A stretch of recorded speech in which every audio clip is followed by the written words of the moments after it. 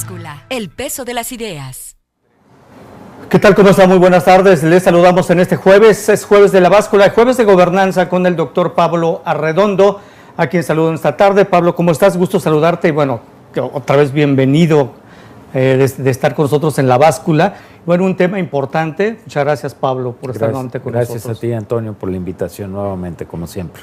Bueno, y el tema es la visita del Papa Francisco, que recién concluyó. Anoche, de hecho, concluyó esta visita del Papa Francisco.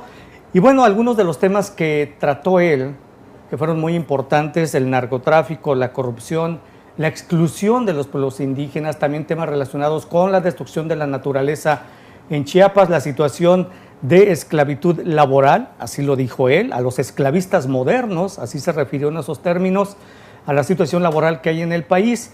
Y también habló, y lo dijo durante varios eventos, en muchos eventos los dijo, la cultura del descarte, que no es otra cosa que la cultura de la exclusión. Pablo, te iniciaría preguntándote qué te pareció esta visita, pero sobre todo los mensajes que emitió el Papa Francisco en cada uno de los lugares a los que llegó. Sí, bueno, me parece que la visita del Papa era, en el estilo de la visita del Papa era previsible, y si no lo hubiera sido decepcionante para muchos, digamos, ¿no? Aunque hay muchos que se sintieron decepcionados, ¿no? Bueno, mira, yo creo que siempre hay unos con otros, pero finalmente creo que los saldos en favor de la figura papal, ¿sí?, son positivos. En favor de ponderar qué tanto la visita cambia o no cambia el rumbo de la historia, pues no, es decir, eso es muy aventurado, ¿no? Uh-huh. Pero en favor de la figura y de las tesis que está manejando este papado, creo que es muy favorable. Vino a un país que representa prácticamente un bastión del catolicismo a nivel mundial, aunque sea un país donde el catolicismo ha decaído, en la práctica, sobre todo, pero también en los números, digamos, en la estadística. Uh-huh.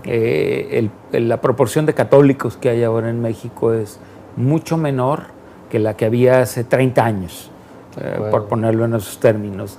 Y por lo tanto, pues eso es hasta una llamada de atención a la propia Iglesia Católica. Aquí tiene uno de sus principales bastiones del catolicismo, si no es que el principal en el mundo. Uh-huh. En el mundo, o sea, no es cualquier cosa. Pero este es un país que está atravesando por situaciones muy complicadas, por situaciones muy delicadas, por situaciones que ponen en entredicho, ya no digamos al Estado y a sus instituciones y a la representación de la clase política, sino que está poniendo en entredicho a la propia Iglesia, por múltiples razones. Una de ellas han sido los escándalos que de aquí se derivaron, por ejemplo, del problema de la pederastia practicada por algunos miembros de la Iglesia Católica. Los otros han sido el compromiso o no de la institución eclesiástica como tal, de la institución, sobre todo de la jerarquía católica, el compromiso con las necesidades y causas sociales verdaderas. Este Papa es un Papa que trae una tradición, digamos, una formación y una teología, por llamarle así, distinta a sus antecesores. Sí. Sobre todo al llamado San Juan Pablo II. Uh-huh. Es un Papa que ha hecho una lectura del Evangelio distinta y que sobre todo considera que la Iglesia está al servicio, por llamarle así, al servicio de los sectores más desprotegidos de las sociedades. Y en un mundo que está tan polarizado como el nuestro, y en un país concreto como el nuestro, donde hay una polarización social tan fuerte, uh-huh, donde la riqueza está súper concentrada en poquísimas manos, donde la violencia se ha expandido, donde el narcotráfico se ha multiplicado, donde la corrupción permea a grandísimos sectores de la población, de arriba para abajo, pero sobre todo comenzando por los de arriba y hacia abajo. Obviamente el mensaje del Papa tendría que ser distinto al de otros pastores, llamémosle así, de la Iglesia Católica que han pisado estas tierras, ¿no? Si el Papa viene a dar discursos de carácter religioso que se deslindan de la realidad social, probablemente la decepción hubiera sido muy grande para muchos sectores, para la mayoría de los sectores. Entonces, la pregunta es cómo recupera, por un lado, a la Grey, a esa Grey que se está mermando, que está desilusionada, que está decaída, y por otro lado, cómo es consistente y coherente, digamos, con la lectura teológica que hace de la Iglesia, ¿no? del papel de la Iglesia. Y yo creo que en esos términos la visita ha sido muy positiva para la Iglesia. No sé si lo vaya a hacer para el país, porque bueno, el Papa se va y se quedan muchos problemas. Pero creo, con toda franqueza, que viene a refrescar un discurso que no es muy escuchado en muchos espacios públicos, ¿no? Nuestros políticos hablan de la corrupción al mismo tiempo que abren la bolsa y se embolsan todo lo que pueden, ¿no? Nuestros políticos hablan de la seguridad en tanto que ellos están resguardados por grandes aparatos de seguridad que los protegen, ¿no? Nuestros políticos hablan de la pobreza cuando van y tiran migajas a la población más necesitada, pero regresan a sus cotos de privilegio y de abundancia, ¿no? O cuando tienen garantizada su sobrevivencia fuera del país el día que tengan que salir corriendo de aquí. Entonces, yo creo que esa es la diferencia. Vino a refrescar un mensaje en esos términos, pero también, es bien interesante, vino a decirle a la Iglesia de este país que estaba a lo mejor caminando por senderos no muy correctos, ¿sí? Equivocados, ¿no? ¿Estarías de acuerdo, Pablo, que el discurso precisamente en la Catedral Metropolitana en la Ciudad de México ante arzobispos y obispos fue el más duro y contundente de esta visita? Pero absolutamente, vino a hablarle a su propia comunidad y a decirle no se engañen. O sea, varios mensajes que hubo implícitos, pero claro, algunos que pueden sobresalir en esto. Primero es, no se engañen, ustedes no son príncipes, olvídense. No son príncipes de nada. No son príncipes de nada, son pastores, no se les olvide. Y más vale que asuman esa condición de pastores, porque bueno, no es nuevo. Nosotros conocemos por experiencia el desarrollo de la Iglesia en México y por desgracia, pues en más de un sentido la Iglesia se ha generado como un estamento de privilegios en el siglo XIX, en el siglo XX y en el siglo XXI, ¿no? Aquí tenemos algunos ejemplos muy connotados de esa situación. Y por otro lado, les vino a decir, no se grillen, perdóname que use esa palabra, pero no se grillen. Si tienen diferencias, háblense como hombres. Fíjate que esa es una frase durísima. De hecho, Pablo dijo, si tienen que pelearse, peléense. Si tienen que decirse cosas, díganselas, pero como hombres en la cara y como hombres de Dios. Claro. Bueno, la parte de como hombres de Dios es la parte que le corresponde a la Iglesia.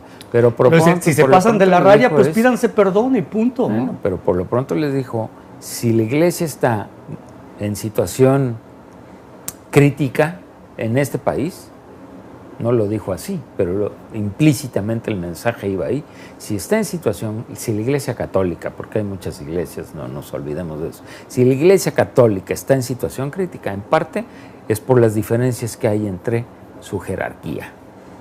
Y su jerarquía no es capaz de dirimir esas diferencias como deberían de dirimirse, de frente. ¿Sí? Entonces, a mí me parece, a mí no me interpela eso en lo personal ni como ciudadano, pero me parece interesantísimo que el jefe máximo de la Iglesia, digamos, le diga a la élite de su Iglesia nacional, ese no es el camino, señores. Así no vamos a resolver los problemas. Así solamente nos debilitamos más. Yo creo que eso si no lo toma en serio la jerarquía eclesiástica mexicana, va a tener un serio problema. Por supuesto, algunos de ellos por lo pronto. Claro. Algunos cardenales que ya se menciona que, bueno, no fueron, pues quizá muy bien recibidos en esta comitiva, ¿no? O aceptados en esta comitiva del Papa. Vamos a hacer una pausa, Pablo, la primera en esta tarde de Jueves de Gobernanza con el doctor Pablo Arredondo. Ya volvemos.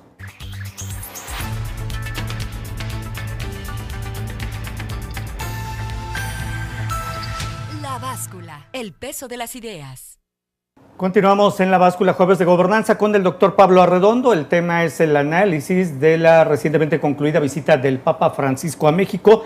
Y en el bloque anterior platicábamos sobre este mensaje que dio en la Catedral Metropolitana de la Ciudad de México a la cúpula de la Iglesia Católica en este país, arzobispos y obispos. Y también les dijo, Pablo, lo que me parece muy importante, a mí me pareció un mensaje central, que los arzobispos y obispos deberían tener coraje y una posición clara ante el desafío que representa el problema del narcotráfico. Sí. ¿No? Es importante. Y otro tema te dijo, de que no le tuvieran miedo a la opacidad, lo que para mí estas palabras dejan entrever que también hay algo de corrupción dentro de la cúpula de la Iglesia Católica. El hecho es que no le tengan miedo a la transparencia. La Iglesia no necesita de la oscuridad para trabajar. Absolutamente de acuerdo contigo, Antonio. Creo que uno de los mensajes fundamentales ahí, aparte de si tienen divisiones, encárenlas y afrontenlas como hombres. Otra de las cuestiones que trabajó muy seriamente es no hagan pactos en lo oscurito, les dijo.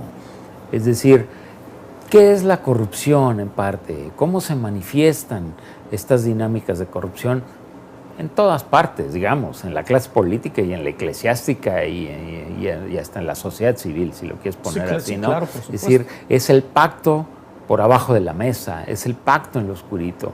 El problema es que la Iglesia, en la medida en que opere a través de esos pactos que ha operado históricamente, no hay que engañarse, cualquiera que lea la historia de la Iglesia Católica de siempre, no de México, de todos lados, pues sabe que esos pactos han existido, los pactos entre el poder y la Iglesia, los pactos a conveniencia, obviamente, las diferencias también. El problema es que estamos ya en un mundo que tiene tal nivel, como decía yo, de diferencias y de polarización, que no se puede dar el lujo. Es decir, no se puede dar el lujo a alguien que pretende ser el pastor de una palabra teológica como el cristianismo, catolicismo, y al mismo tiempo operar en la oscuridad, operar en estas zonas turbias para llegar a acuerdos, ¿no? Obviamente, si la clase política está desprestigiada a la luz de la ciudadanía, pues cuánto más va a estar alguien que se presume ser el pastor del más allá, no sé, de las figuras divinas, ¿no? Entonces, yo creo que fue muy contundente y fue muy claro. En eso no se le puede reclamar nada al Papa Francisco. El Papa Francisco fue bastante claro al decir: no se engañen, o sea, esto no nos sirve. El que ustedes hagan acuerdos por abajo de la mesa no le sirve a la Iglesia, digamos, ¿no? Esto la hace oscura, la hace opaca. Y si algo está dañando la legitimidad de las dirigencias en el mundo, es la opacidad y es la corrupción. Entonces, creo que ahí Francisco, el Papa Francisco, pues, insisto, previsiblemente, porque todo el mundo sabía que el Papa Francisco no iba a venir a dar discursos para congraciarse con el poder, no iba a venir nada más a decirle a los mexicanos: ustedes siempre serán fieles, como lo dijo otro papa por aquí, sino que vino a decirles: yo entiendo por lo que están pasando y está muy complicado. Y lo que a mí me corresponde, la Iglesia de México tendría que estar sintonizada en la misma frecuencia, entender que estos son los problemas, ¿no? Y no caer en las prácticas de una Iglesia que pierde legitimidad y pierde credibilidad a la luz de sus feligresías, ¿no? Sí, de hecho, a mí me parece que el Papa, en todos los puntos donde estuvo y los discursos, los mensajes que emitió y que, confieso, que a raíz de la encíclica Laudato Si comencé a seguir un poco los discursos del Papa en algunas ciudades, pero en esta visita especialmente, me parece que el Papa vino a refrescarnos lo que en el país en el que vivimos, un país prácticamente devastado en todas las áreas, porque le tocó desde el primer día que llegó a la clase política, cuando habló del bien común y concretamente dijo que cuando se busca el camino del privilegio para unos cuantos, comienzan todos los problemas que derivan de esto y se convierten en tierra fértil para la corrupción, para la violencia. El privilegio ahí fue de entrada un jalón de orejas para la clase política, porque ahí estaba el presidente, ¿no? Precisamente el violador. Absolutamente. El sábado, en la recepción que se le hizo como jefe de Estado. Sí, absolutamente. Bueno, fue histórico en este sentido. Primero, es el primer papa que es recibido como jefe de Estado. Sí. Y el primero que llega a Palacio Nacional. En el lugar central del Estado mexicano, que es el Palacio Nacional, ¿no? Ahí, bueno, pues hay que reconocer que digamos, se sucedieron cosas inéditas en la historia nacional. Yo escuché esta mañana a un comunicador de mucho prestigio a nivel nacional decir que, bueno, el Papa no había señalado a nadie. Como si el Papa tuviera que venir a decir, no, miren, el cártel de Sinaloa esto, los Zetas aquellos, don fulano de tal presidente o el secretario X que hace negocios con la empresa Y. O sea, ese no es el papel del Papa, ¿verdad? Es decir, no viene a señalar en esos términos a un responsable o a un potencial inculpado de algo. No, viene a decir algo que de alguna manera todos nosotros percibimos cotidianamente, pero que no se dice a esos niveles y en esas alturas. Yo, los discursos, por ejemplo, del presidente de la República que he oído sobre la corrupción, además de ser tibios y tenues, se contradicen absolutamente con las prácticas, ¿no? Es decir, nombra una autoridad para ¿cómo se llama?, atacar y contrarrestar la corrupción, y esa autoridad es un empleado de él, ¿no? El secretario de la Función Pública. Es su amigo, es su cuate, o sea, ¿qué es esto? O sea, por favor, esto es cinismo, esto es una especie de teatro de farándula, ¿no? Más que una realidad. El Papa no viene a eso, pero es interesante que llegue precisamente frente a la clase política y les diga, no se hagan. Si ustedes son corruptos, tarde o temprano, esto va a generar o está generando una serie de problemas muy serios. O sea, no viene más que decirles lo que muchos quisiéramos decirles en su cara, ¿no? Es decir, este tipo de situaciones, tarde o temprano, se revierten. Trabajar para el privilegio, trabajar desde el sector público, por ejemplo, para el privilegio privado, acarrea consecuencias y muy serias, ¿sí?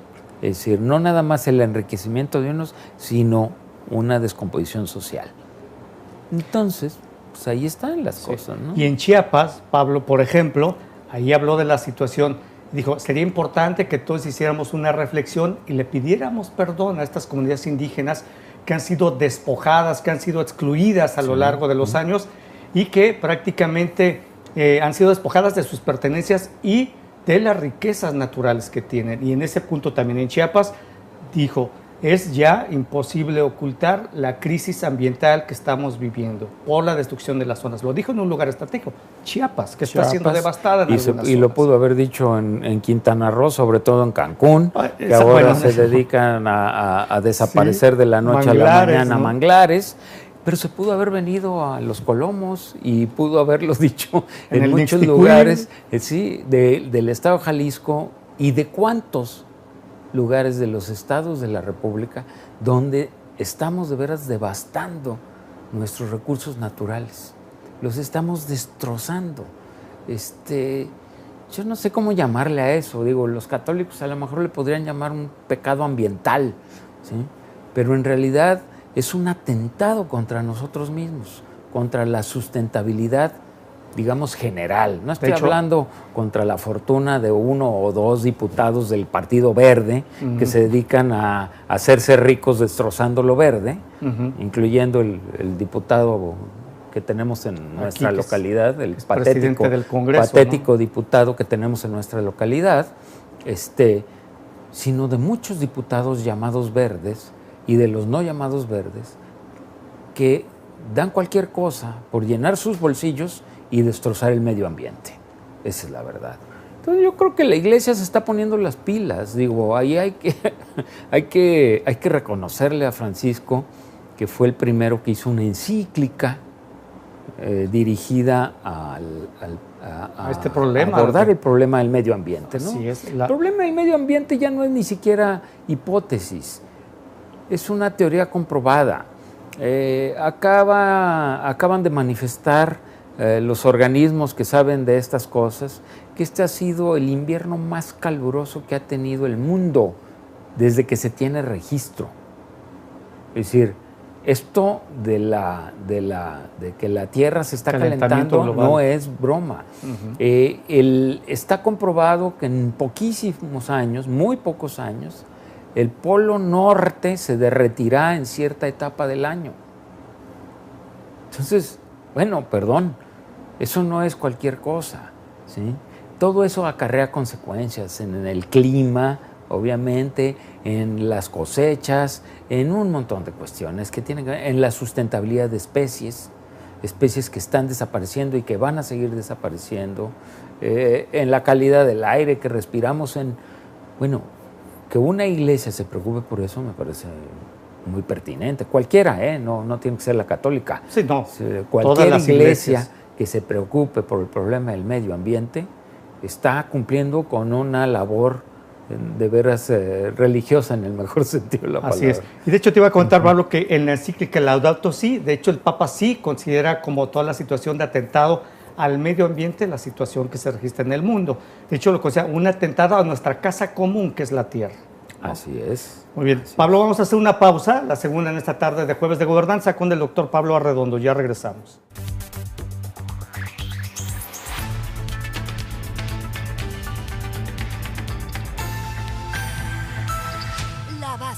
El peso de las ideas. Bueno, continuamos Jueves de Gobernanza con el doctor Pablo Arredondo, el análisis de esta visita que recién concluyó del Papa Francisco a México. Bueno, muchos discursos que emitió el Papa y básicamente, como dirían por ahí, Pablo no dejó, creo yo, títeres sin cabeza, ¿no? Porque sus mensajes fueron dirigidos a todos los sectores de la población, del sector laboral, las familias, hasta pues la propia sociedad. Sobre todo en Morelia, dijo que hay que alejarnos de la tentación de la resignación, ¿no? Y habló con que dijo, ¿qué tentación nos puede venir de ambientes muchas veces dominados por la violencia, la corrupción, el tráfico de drogas, el desprecio por la dignidad de la persona, la indiferencia y la resignación? Dijo, no hay que resignarse ante estos problemas. Claro. Bueno, para empezar, déjame decirte, estoy muy de acuerdo contigo, porque creo que esta fue una visita bien pensada, bien planeada, es decir, no fue cualquier visita. ¿Recuerdas que hace, no sé, unos meses el Papa fue a Estados Unidos? Fue el año pasado. En Cuba y luego a Estados Unidos. Sí, a Estados Unidos. Y bueno, muchos mexicanos se quedaron así como, católicos mexicanos, como preguntándose, ¿y por qué no viene acá? ¿No? Es decir, nosotros somos más importantes en ese sentido. Sí es cierto, la Grey Católica mexicana es superior en esos términos a la Grey Católica estadounidense. Y aquí hay un bastión, digamos, insisto, de la Iglesia Católica muy importante. Pero yo creo que el Papa meditó y calculó y planeó muy bien esta visita, porque es una visita que tiene que ver con México, pero también tiene que ver con América Latina en su conjunto, ¿no? Que es el continente, digamos, católico por excelencia, junto con África. Junto con África. Pero también son los continentes donde abunda la pobreza, donde abunda la polarización social, donde abunda la corrupción, donde abunda la violencia. Y entonces yo creo que pensó muy bien la visita y la calculó la Iglesia, pues el Papa junto con todos sus consejeros, en términos de dónde tenía que estar presente y qué tenía que decir. Y no es fortuito que hayan seleccionado, obviamente la capital, porque la capital Pero propiamente no hubo ningún evento ahí, ¿eh?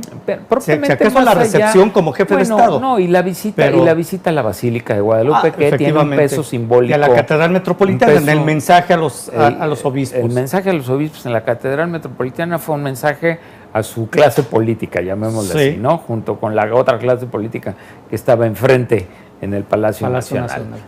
La visita a la Basílica de Guadalupe, que tiene un peso simbólico universal, llamémosle, no es ni siquiera nada más mexicano, es universal, sobre todo latinoamericano, un peso muy fuerte, pero fuera de ahí, la parte marginal, una de las zonas marginales más fuertes del Estado de México, de donde proviene nuestro bien peinado y elegante presidente de la República, del Estado de México, esas zonas marginales que existen en los grandes conglomerados urbanos, donde se sobrevive no sé cómo. Aquí tenemos algunos, en la zona metropolitana de Guadalajara.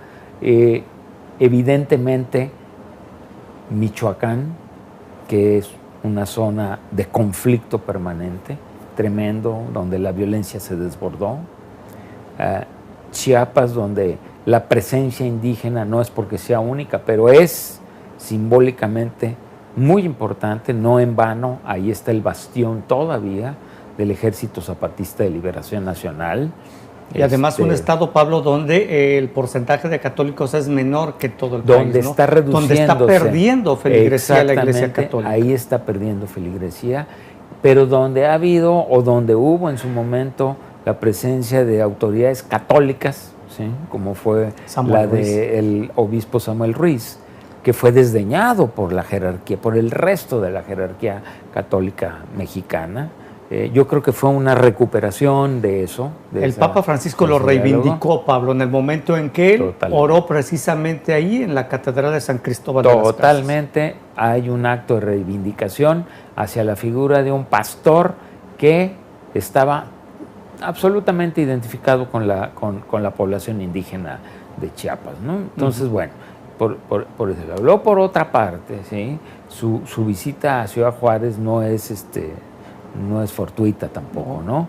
Es la frontera con el mundo del alto desarrollo, pero es la zona donde se suceden cosas patéticas, ¿no? Tristísimas. El problema del feminicidio en Juárez, que ahora por desgracia padecemos en Jalisco igualmente, pero el problema del feminicidio, el problema de la migración y el problema de la clase obrera explotada, ¿sí? Pegado al gran imperio. Ahí surgieron las maquiladoras, ¿no? Ahí surgieron las maquiladoras. Pegado al gran imperio, pegado al mundo de la sobreabundancia, no de la abundancia, de la sobreabundancia, ¿no?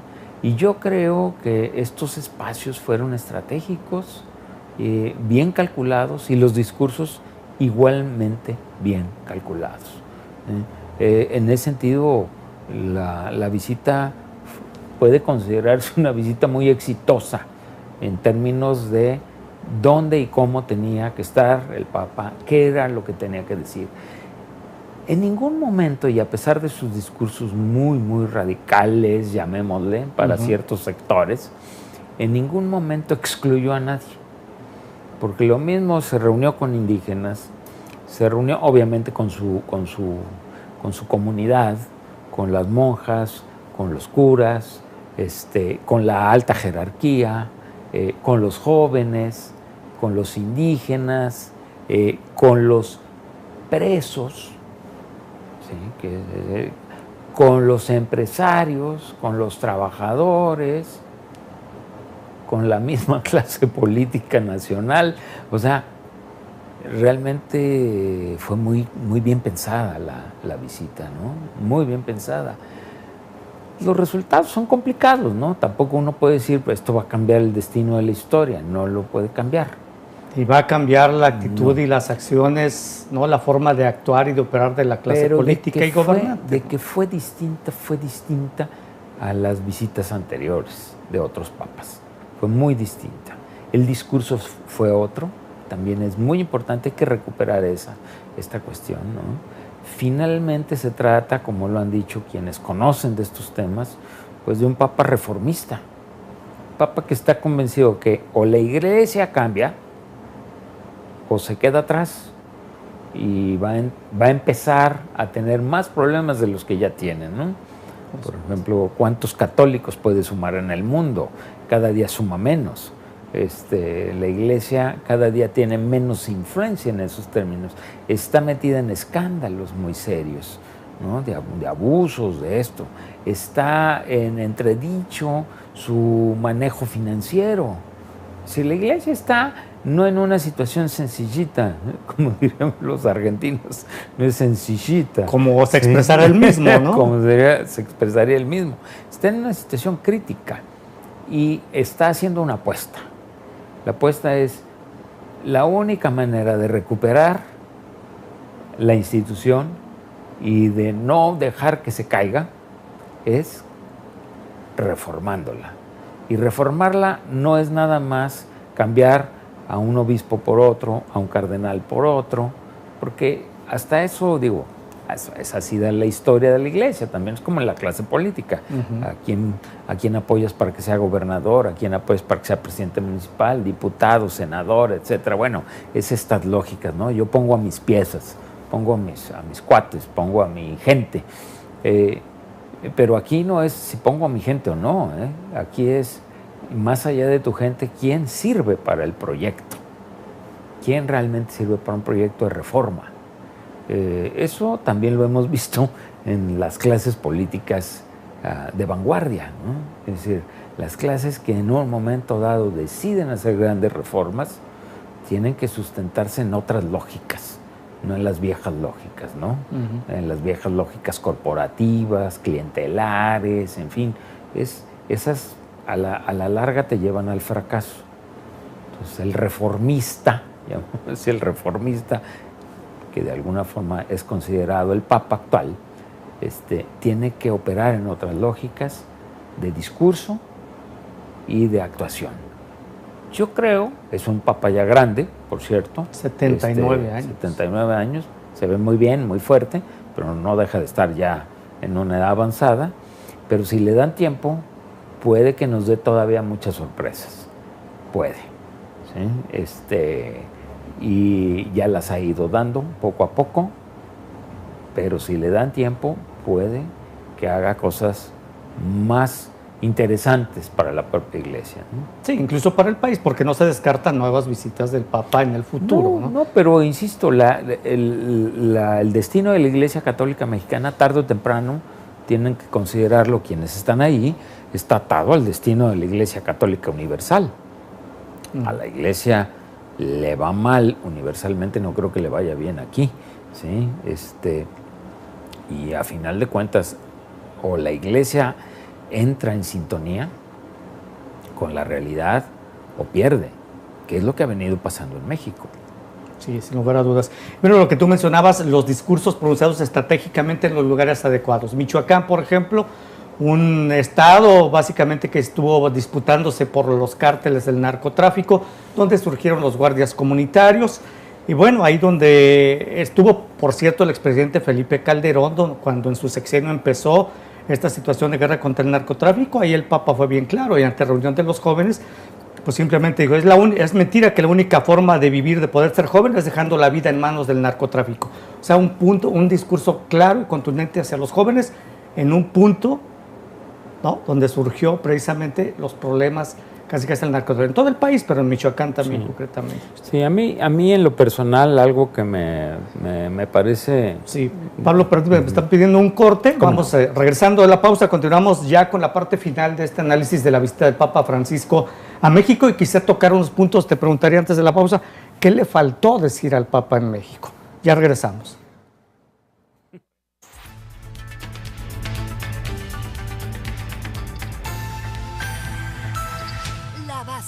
El peso de las ideas. Bueno, continuamos jueves de gobernanza con el doctor Pablo Arredondo, análisis de la visita del Papa Francisco que recién concluyó.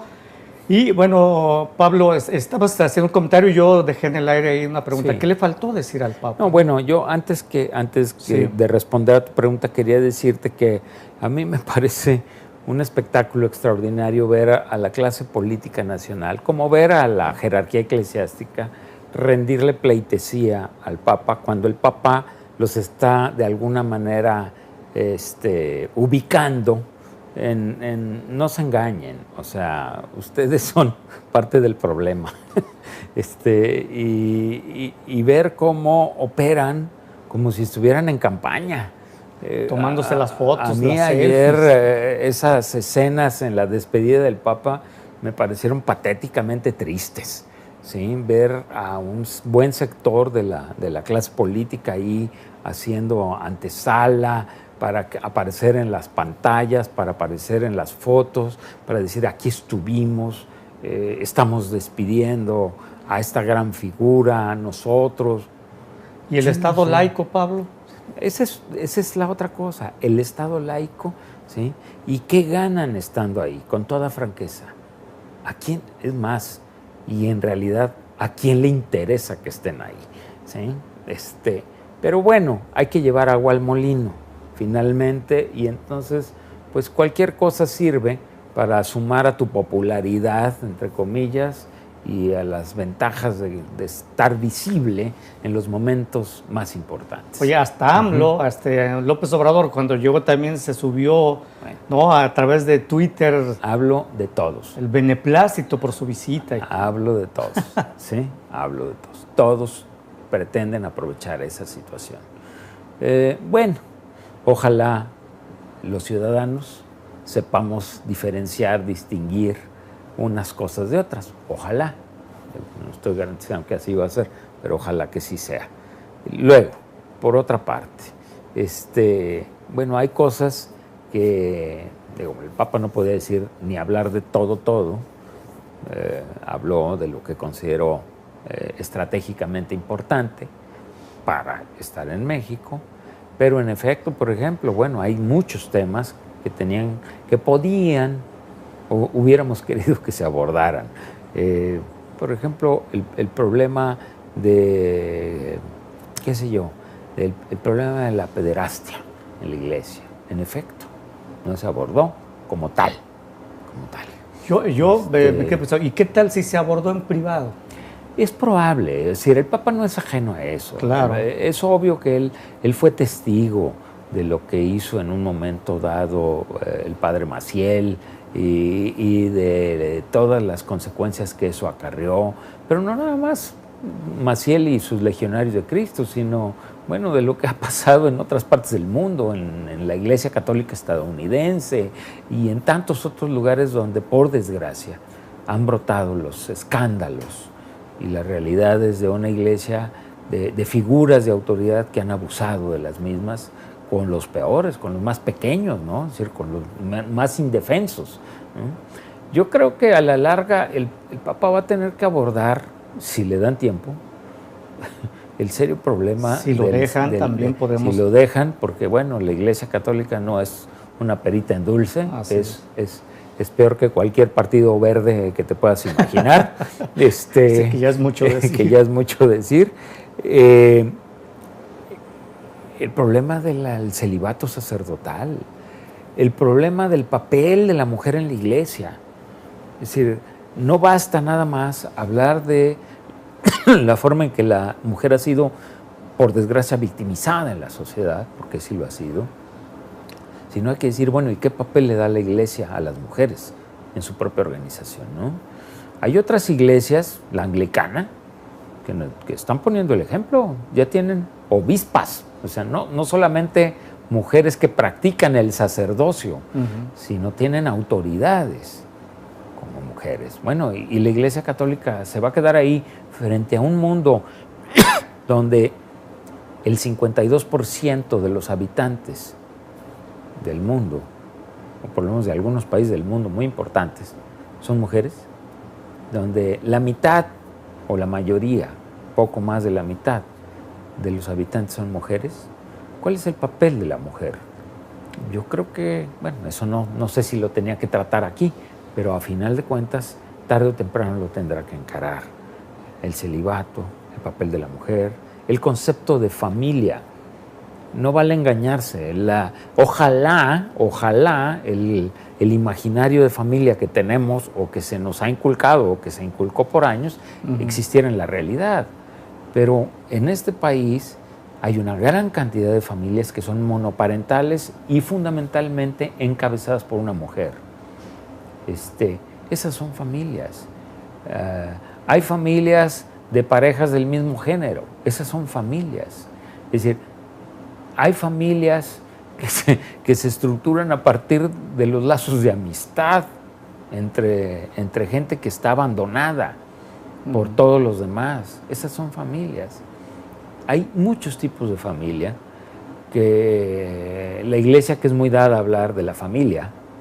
De hecho, lo hizo el Papa y además hizo una defensa a ultranza de la familia tradicional. Pero es el problema. Tiene que ser una defensa a ultranza de la familia. Sí, no tiene la que ser familia tradicional. La tradicional. familia con el amplio concepto que esto implica. Exactamente. Porque esa es una realidad. No es un deseo de alguien, ¿no? Es que yo deseo que las familias... No. Hay que voltear a ver a la sociedad, a la realidad que es imperante en la sociedad y decir, así son las familias ahora. Y nada tiene que ver con lo que nos platicaron o con lo que nos imaginamos o con lo que deseamos. Estas son las familias. ¿Qué haces con esas familias? Y ahí hay que trabajar. ¿Quieres trabajar el problema de la violencia? Tienes que trabajarlo desde la familia. Él mismo lo dijo, ¿no? Hay que trabajar estas cosas. Es decir, las cárceles no corrigen a nadie. Hay que empezar el proceso de adaptación o readaptación social desde afuera, en el barrio, en la familia, en las calles. Bueno, hay que ir a las empleo, familias. salarios dignos, servicios públicos, así lo dijo. Absolutamente. La reinserción social comienza en la calle, ¿no? Mira, uno de los datos que da el Banco Mundial recientemente es que el segundo país donde la proporción del Producto Internacional, del Producto Interno Bruto, ¿sí?, donde más ha caído la proporción de la riqueza dirigida a los trabajadores, después de Polonia, es México, en el mundo. Es decir, los trabajadores aquí generan un montón de riqueza, pero no reciben, es más, no solamente no reciben, le quitan un montón de riqueza de la que produce. En el mundo, el segundo país que menos aportes tiene al ingreso para el trabajo. Pregúntate cuánto se lleva el capital. Sí, claro. Y en ese tema ayer fue muy claro en Ciudad Juárez, precisamente dijo a los empresarios ahí, porque estaba el presidente del Consejo Coordinador Empresarial, que representa a todos los empresarios de este país. Bueno, pues fue claro, dijo, la mejor inversión, lo que tienen que hacer ustedes es invertir en la gente, creando oportunidades. Dice, ¿qué le quieren dejar a México? ¿Qué quieren dejarle a México a sus hijos? Memoria de explotación, salarios insuficientes, acoso laboral, tráfico, esclavización. Claro, claro, eso es lo que queremos. Esos son los trabajadores mexicanos a los que aspiramos a tener para construir qué tipo de sociedad. Yo creo que, los mensajes, insisto, del Papa fueron muy pertinentes. No sé si van a servir para algo, por lo menos que queden como testimonio, ¿no? ¿Recuerdas, Pablo, que cuando el Papa Francisco estuvo en Estados Unidos, precisamente en el discurso que dio ante, creo que fue la Cámara de Representantes, sí, estuvo en la Cámara. Uno de ellos que estaba sentado atrás, si no recuerdas, fue Joe Biden, ¿no?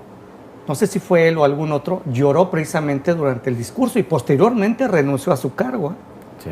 Bueno, no, Joe Biden no renunció, pero... No, pues por eso digo, no sé si fue él, sí, pero uno de ellos renunció al cargo porque era el coordinador de una franja de los congresistas en Estados Unidos. Yo creo que hay que reconocerle al Papa Francisco que está lanzando un discurso, digamos, a nivel global, de una iglesia distinta, de una iglesia que está en un proceso de reforma, de transformación. ¿Hasta dónde va a llegar? ¿Quién sabe? Ha habido muchos intentos en la historia de la Iglesia, algunos más fructíferos que otros, para reformar a la Iglesia. No ha sido sencillo, sobre todo porque se trata de veras una institución milenaria. No estamos hablando de cualquier institución, es una institución milenaria. Solamente que los contextos contemporáneos son tan complejos, ¿no? Las guerras de religión, por ejemplo, actuales, claro, ¿no?, que son guerras globales, ¿no? ¿Hasta dónde puede la Iglesia permanecer al margen de eso o no? El capitalismo desbocado, salvaje, que ha llevado a que el 1% de la población concentre grandes cantidades de la riqueza mundial, que tú dices, ¿qué humanidad es sustentable ahí? Sí. ¿No? Pablo, llegamos al final de La Báscula en este jueves de gobernanza. Muchas gracias por haber estado con nosotros. Como siempre, te agradezco mucho. Al contrario, Antonio, gracias a ti, como siempre. Muchas gracias y gracias a usted también. Que pase buenas tardes.